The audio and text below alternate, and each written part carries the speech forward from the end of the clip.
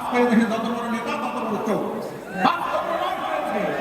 সংগ্রামী ভাইরা আমার, আজ দেশ স্বাধীনতা 54 বছরের মধ্যে এদেশের নেতার পরিবর্তন হয়েছে, অনেক বাবার পরিবর্তন হয়েছে, অনেক আত্মনির্ভর হয়েছে, ক্ষমতার বলাবল হয়েছে, কিন্তু দেশ জাতি মানবতার কোনো মুক্তি আসবে না।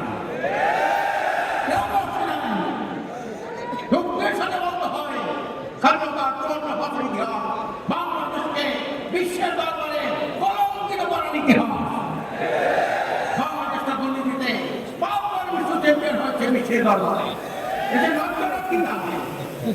বাংলাদেশের ইতিহাস এটা দরবারের সাথে বারবার প্রতারণা করার ইতিহাস। 54 বছরের ইতিহাস ক্ষমতাসীনদের পার্লামেন্টে একে দুর্নীতিবাদকে এলাম করে পরিণত করার ইতিহাস।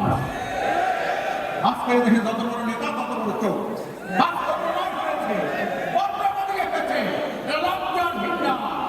শাসন করবেন আর জনগণের টাকা চুরি করবেন, জনগণের টাকা দিয়ে বন্দুক কিনে জনগণের নিক্ষেপ করে জনগণ হত্যা করবেন, এইটা এদেশের জনগণ আর মানবেন না।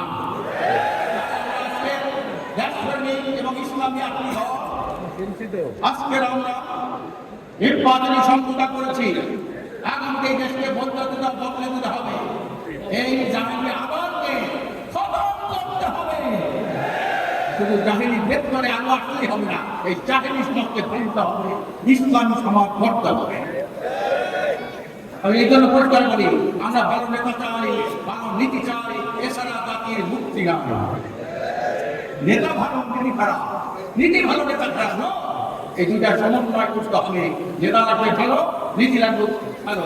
আজকে আমি মনে করি আল্লাহ রহমান মেহেরবানিতে আজকে আজকে গণতন্ত্র হয়েছে, অনেক মহান পত্রিকা এর মধ্যে অনেক রকমের নির্দেশ আসছে, এই জোট ভেঙে যাচ্ছে, এই সর্বনাশ হচ্ছে, অমুকে চলে আসলে করছে সব দোয়া।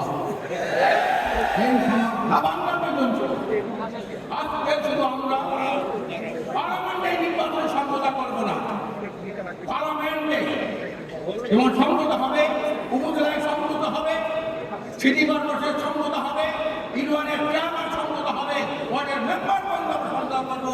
কোন জায়গায় জনপ্রতিনিধির নামে কোন দুর্নীতিবাদ, কোন জনগণের সম্পদ আত্মসাৎ করতে না পারে।